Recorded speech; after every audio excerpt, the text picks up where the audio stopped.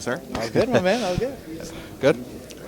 Stephen Cordeño, KO Artist Sports, right here with the one and only Oscar De La Hoya. I'm surprised you're wearing a shirt, but I thought you were going to do the Hulk Hogan thing and tear it apart. Yeah, no, my girlfriend Holly told me to wear a shirt today, so. She ruined it. Matt, we're here for Alexis Rocha's comeback for the beginning of 2023. What is it that you want to see out of him, and is this the springboard to, I believe it's an eliminator to, sure, potential Terrence Crawford fight? Yeah, no, he's next in line, and so Rocha winning this fight, which is not going to be an easy fight. It's he's up against Young, who is a very crafty boxer who comes to fight, but he does have a lot of skill. So it is a dangerous fight for Rocha. But winning on the 28th will put Rocha next in line for a world title. We do have to figure out who it will be, because you know how the organizations are very confusing at times and tricky, but we'll figure that one out when the time comes. But yeah, we're excited. We're excited for Rocha. He's knocking on everybody's door, and he's right there.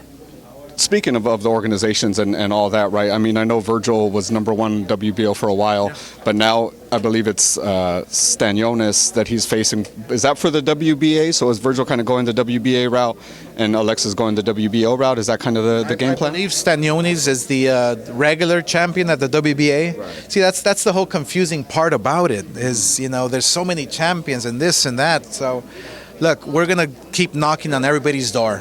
And, I mean, Rocha, Virgil Ortiz, Crawford, Spence, they're all right there, waiting to see what happens, waiting to fight each other.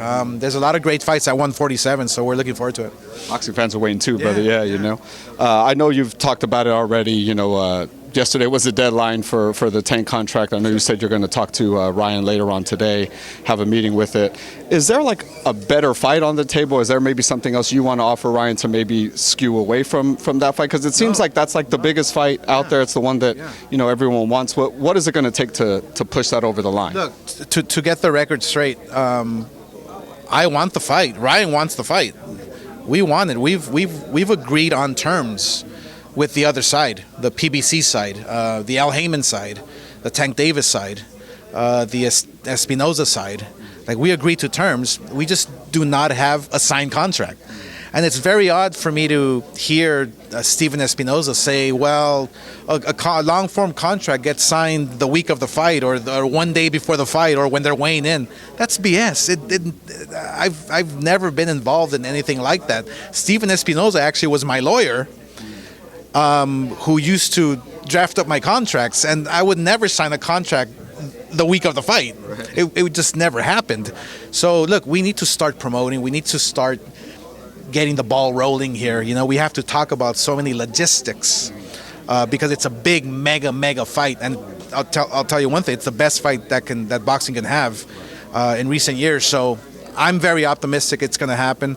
I have a meeting with Ryan Garcia and his people right after this press conference. So I'm very, very optimistic that we're going to have something signed, sealed, delivered by End's Day today.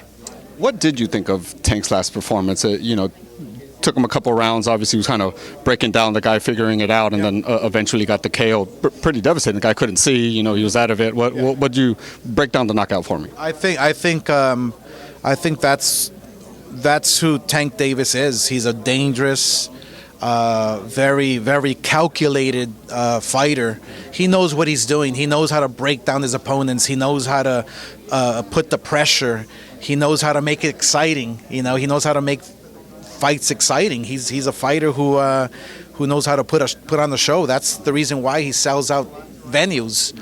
I mean, I like Tank Davis. He's a great kid, and he's a kid who's a hard worker. Who's one of those fighters who are kind of like old school. That are just that old school mentality of just working hard. And I think that's why this fight is going to be so big with Ryan Garcia. April 15th is because both fighters want each other so bad. There's been so much drama and so is it on? Is it not? Is it on? Is it not? Well, I'll tell you one thing. I strongly feel that this fight will happen. I strongly feel that it'll probably be one of the best fights we've seen in recent years. And the reason why I say that is because both guys are undefeated. Both guys are in their prime or hitting their prime. And we haven't seen something like that since maybe I fought Trinidad, when two fighters are champions or undefeated, young. The buildup has been huge, so it's exciting. It's exciting times for boxing. Last one for me, man. Just you see Tank and Eddie Hearn kind of going back and forth on Twitter. Tank's posted conversations they've had, even kind of offered him a Ryan fight, which is kind of weird. Where was that coming from, do you think? I have no clue whatsoever. Look, everybody should stay in their lane. We've done a great job with Ryan Garcia. We've been promoting him right from the start. I remember when I first saw Ryan Garcia on Instagram and called him to the office, hey, let's work together. And so now here he is, getting ready to fight the biggest fight of his life versus Tank Davis, April 15th. So I just feel that, look, Tank Davis has his people, he has his promoter, he has his advisors. Ryan Garcia is with Golden Boy Promotions. I'm very happy that Showtime and DAZN are gonna collaborate and work together to make this event the biggest event in boxing. Can't wait to see it. Thank you so much, Oscar. Appreciate you, brother.